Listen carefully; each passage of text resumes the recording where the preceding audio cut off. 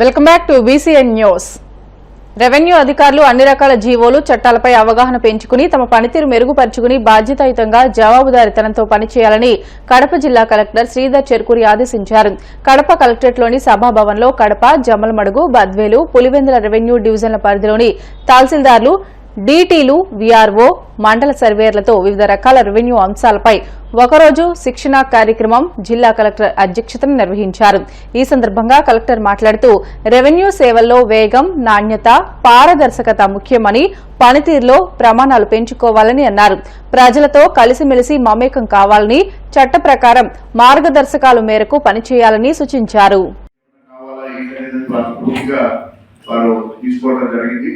దానికి తగ్గట్టుగా వాళ్ళు ఇప్పుడు మీ అందరికీ కూడా ప్రజెంటేషన్ చేస్తారు. ప్రతి ప్రజెంటేషన్ అయిన తర్వాత ఒక 15 నిమిషాల పాటు ఓపెన్ డిస్కషన్ అనేది ఉంటుంది.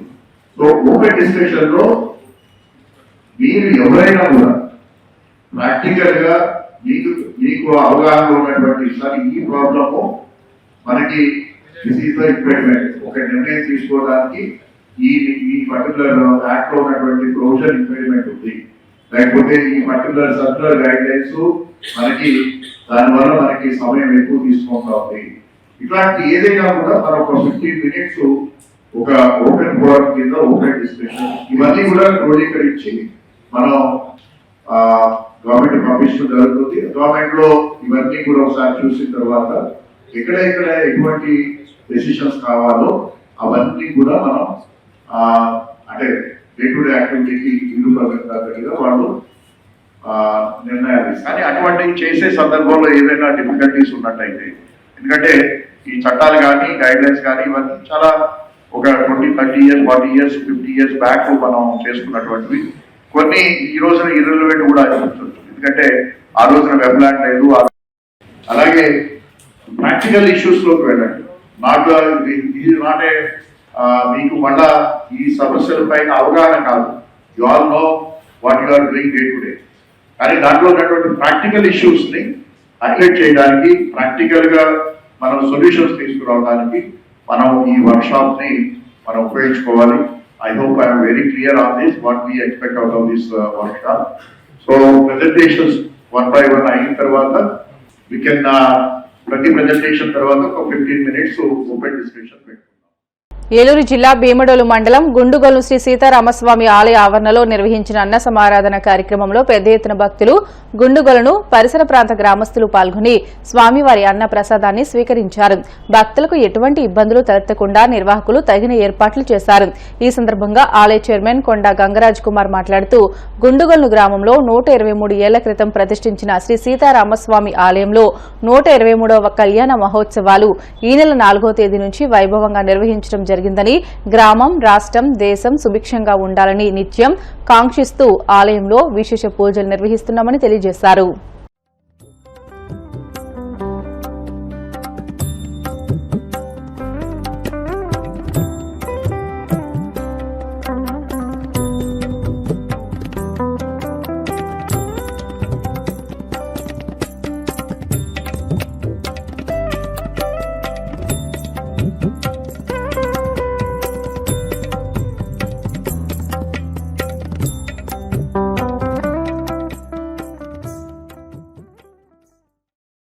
సీతారామస్వామి దేవాలయం గుండుగొలను గ్రామంలో ప్రతిష్ఠించబడి 123 సంవత్సరాలు పూర్తయ్యి మనకి ఎంతో అద్భుతంగా స్వామివారి మనకి ఆశీర్వదిస్తూ ఇవాళ 123 కళ్యాణం పూర్తి చేసుకున్నాం. మేము గత 4వ తారీఖు నుండి పెళ్లి కుమారుని చేసి 6వ తేదీని కళ్యాణం చేసి 7వ తారీఖు రథోత్సవం చేసి సకల ఉత్సవాలన్నీ పూర్తి చేసుకున్నాం.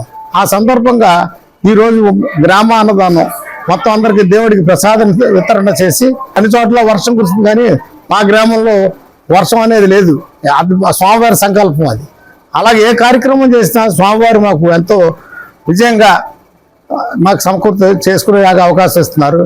ఇది చాలా మాకు నమ్మకమైన విషయం. అదే కాకుండా స్వామివారిని దర్శనం చేసుకుని దేవాలయంలో ప్రదక్షిణ చేసుకున్న వారి ప్రతి కార్యక్రమం కూడా ప్రతిదీ నిర్వీర్యంగా నెరవేర్చుకుంటున్నాం. మేము మీ అందరికీ జై శ్రీరామ్ చెప్తూ ఓం నమో రామచంద్ర. తెలంగాణ రాష్ట్రం జగిత్యాల ఎమ్మెల్యే సంజయ్ బీఆర్ఎస్ నుంచి గెలిచి కాంగ్రెస్ పార్టీలో చేరడం ఆశ్చర్యం కలిగించిందని, ఆయన ఎందుకు ఆ నిర్ణయం తీసుకున్నారో అర్థం కావడం లేదని బీఆర్ఎస్ ఎమ్మెల్సీ కల్వకుంట్ల కవిత అన్నారు. ప్రజలకు ఏదైనా చేయాలనే చిత్తశుద్ది ఉంటే ఆయన పార్టీ మారాల్సిన అవసరం ఉండేది కాదని అన్నారు. ఇటీవలే ఎమ్మెల్యేల పనితీరుపై ర్యాంకులు ఇచ్చారని, 119 మంది ఎమ్మెల్యేలో సంజయ్ కు 108వ ర్యాంకు వచ్చిందని ఆమె ఎద్దేవా చేశారు. ఎమ్మెల్యే సంజయ్ ఒకసారి ముఖ్యమంత్రి రేవంత్ రెడ్డితో కనిపిస్తారని, మరోసారి బీజేపీ ఎంపీ ధర్మపురి అరవింద్తో కలిసి కనిపిస్తారని, ఆయన ఏ పార్టీలో ఉన్నప్పటికీ జగిత్యాలకు రావాల్సిన పథకాలు, నిధులు తీసుకురావాలని ఆమె డిమాండ్ చేశారు. పోయినోళ్ళు పోయినరు, పోయేటోళ్ళు మళ్ళా వస్తారంటే ఎట్లా అని నేనేమంటున్నా అంటే, ఒక నది ఉన్నదనుకో, అది ముంగటికే వారుతుంది, ముంగటికే వారాలే కూడా. అదే ప్రకృతి ధర్మం. పోయినోడిని ఇడిచేసేయాలి అక్కడనే. మళ్ళా వెనక్కు రావడం, వెనక్కి పోవడం, తెచ్చుకోవడం అవసరమే లేదు. ఎందుకంటే పాత నీరు పోతేనే కొత్త నీరు వస్తుంది. ఇవాళ చాలా మంది మహిళలు, యువకులు, అదే విధంగా వ్యాపారవేత్తలు ప్రతి ఒక్కరు బీఆర్ఎస్ పార్టీలో జాయిన్ అవ్వడానికి రెడీగా ఉన్నారు. పోండి, దయచేసి ఇంటింటికి తిరగండి, తిరిగి మన గురించి చెప్పండి, మన పార్టీ చేసినటువంటి పనులు చెప్పండి, కొత్త వాళ్ళని తీసుకోండి. పోయిన వాళ్ళు, పాత వాళ్ళు, మోసం చేసిన వాళ్ళు ఇంకా కూడా మోసపోతే మనకు తప్పైతే. ఒక్కసారి మోసం చేస్తే, ఒక్కసారి మోసపోతే ఎవరన్నా మంచిగా ఉంటుంది, రెండోసారి మోసపోతే మనకు చేత కాదు అనుకుంటారు. ఇవాళ మనం పార్టీ నుండి చేయి బట్టి నడిపించి గెలిపిస్తే సంజయ్ అన్న 2 సార్లు ఎమ్మెల్యే అయ్యారు. కేసీఆర్ గారు ఈ జిల్లా మీద శ్రద్ధ పెట్టి జగిత్యాల జిల్లా ఇచ్చిరు, 4500 డబుల్ బెడ్రూమ్లు ఇచ్చిరు. హైదరాబాద్ తర్వాత అతిపెద్ద డబుల్ బెడ్రూమ్లు ఇచ్చింది జగిత్యాలనే. అదేవిధంగా మెడికల్ కాలేజ్ ఇచ్చిరు. అదేవిధంగా డిఎంఎఫ్టి నిధులు వందలాది కోట్ల రూపాయలు ఇచ్చింది. గ్రామాలలో రోడ్లు 1 కాదు 2 కాదు. డాక్టర్ సంజయ్ గారు వచ్చి నన్ను ఏది అడిగితే అది నేను కేటీఆర్ అన్నకో కేసీఆర్ గారికో చెప్తే కాదనకుండా ఇచ్చిరు. కాబట్టి ఇవాళ జగిత్యాల్లో గెలిచినాం మనం. ఆ విషయాన్ని దయచేసి అందరూ కూడా గమనించాలి. సంజయ్ అన్న మర్చిపోవచ్చు, కానీ జగిత్యాల ప్రజలు మాత్రం మర్చిపోరు. ఇంకా కూడా కేసీఆర్ గారు చేసినటువంటి పనులు చెల్లె వసంత చెప్పినట్టు ఇప్పటికి కూడా వారిచ్చిన నిధులకే కొబ్బరికాయలు కొడుతున్నారంటే మరి ఎందుకోసం పోయినట్టు సంజయ్ అన్న కాంగ్రెస్ పార్టీలకు? 1 రూపాయి దేకపోతివి, పెన్షన్ పెంచకపోతివి, ఒక కొత్త హాస్పిటల్ దేకపోతివి, ఎందుకోసం పోయినట్టు? ఉన్న బతుకమ్మ చీరలు ఊడగొట్టడానికి పోయినట్టు, ఉన్న రంజాన్ తోఫా ఊడగొట్టడానికి పోయినట్టు, ఉన్న క్రిస్మస్ తోఫా ఊడగొట్టడానికి పోయినట్టు. అంతేగాని కొత్తగా తెచ్చింది లేదు. అన్న నాయకత్వంలో, మనం ఈశ్వరన్న నాయకత్వంలో రోళ్లవాగు ప్రాజెక్టు కట్టుకున్నాం, కంప్లీట్ గా రైతులకు లాభం చేద్దామని. మనం మొత్తం ప్రాజెక్టు కట్టినాం, వాళ్ళకి కనీసం దర్వాజా కూడా కట్టస్తలేదు. 18 నెలలు అయింది. ఒక్క గేటు పెడితే ఇవాళ ప్రాజెక్టు మొత్తం నడిచే పరిస్థితి ఉంది. కనీసం ఒక గేటు పెట్టలేనటువంటి అసమర్థమైనటువంటి ప్రభుత్వం ఇలా రాష్ట్రంలో నడుస్తుంది. ఇక ఆ గొప్ప ప్రభుత్వానికి మన ఎమ్మెల్యే గారు అటుపోయిండు. మరి ఆయన ఎందుకు పోయిండో ఏం సంగతో నాకైతే తెలియదు. పైసల కోసం పోయిండని అందరు అంటారు. ఇక నేను ఏం చెప్పాలి, 1 కాదు 2 కాదు. ఆయన పబ్లిక్ మీద కన్సర్న్ ఉంటే పార్టీ మారాడు. ఫస్ట్ ఆఫ్ ఆల్ పబ్లిక్ మీద కన్సర్న్ లేకుండానే పార్టీ మారిండు. అయితే మొత్తం ఎమ్మెల్యేలు మొన్న పట్టిక వచ్చిందట, ర్యాంకింగ్ ఎవరు ఎట్లా పనిచేస్తురని. ఉన్నది ఎంతమంది ఎమ్మెల్యేలు మనకు తెలంగాణలో? అంతేనా? 119 మంది ఎమ్మెల్యేలు ఉన్నారు. అందులో మన గొప్ప జగిత్యాల ఎమ్మెల్యే గారికి వచ్చిన ర్యాంకు 108. 119 మందిలో 108వ ర్యాంక్ వచ్చింది. అంటే అంత గొప్పగా పనిచేస్తున్నాడు సంజయ్ గారు. మరి ఈ గొప్ప పని చేయడానికి అక్కడికి పోవడం ఎందుకు అన్నది ఎవరికి అర్థమైతే లేదు. అట్లనే అసెంబ్లీలో నోరు విప్పింది లేదు, ఒక్క మాట మాట్లాడింది లేదు. మీరందరూ ఇంకొక ముచ్చట గమనించినో లేదో, ఏమైంది? నేను మొన్న టీవీ చూస్తున్నేదో, టీవీలో ఫోన్లో చూస్తుంటే ఈ మన సంజయ్ ఎమ్మెల్యే గారు, మన అరవింద్ ఎంపీ గారు ఢిల్లీలో కనబడ్డారు. నాకు కన్ఫ్యూజన్ అయింది, సంజయ్ అన్న బీజేపీలో ఏరిండా కాంగ్రెస్లో ఏరిండా అని. నీకేమైనా అర్థమవుతుందా ఏ పార్టీలో ఉన్నాడు? నాకైతే అర్థమైతే లేదు, ఆయనకు కూడా అర్థమైతే లేనట్టున్నది. కాబట్టి ప్రజలకు కూడా కన్ఫ్యూజనే ఉన్నది. ఈయన ఒకసారి బీజేపీ ఎంపీతో కనబడతాడు, ఇంకోసారి కాంగ్రెస్ ముఖ్యమంత్రితో కనబడతాడు. అంత కన్ఫ్యూజన్, గందరగోళం ఉన్నది.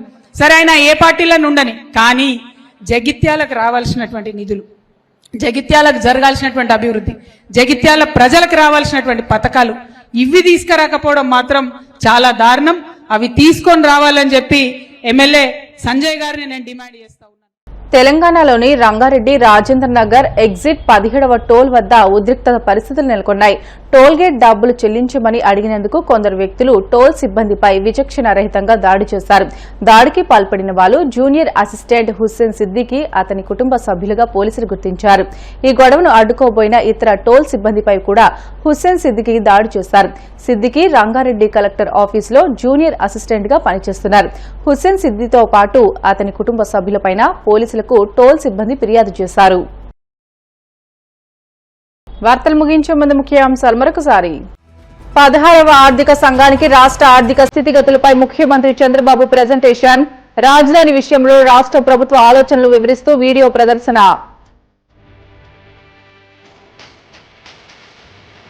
అడ్డదారిలో విశాఖ మేయర్ పీఠం దక్కించుకునేందుకు టీడీపీ కుట్రలు చేస్తుంది. మాజీ మంత్రి గుడివాడ అమర్నాథ్ ఆగ్రహం.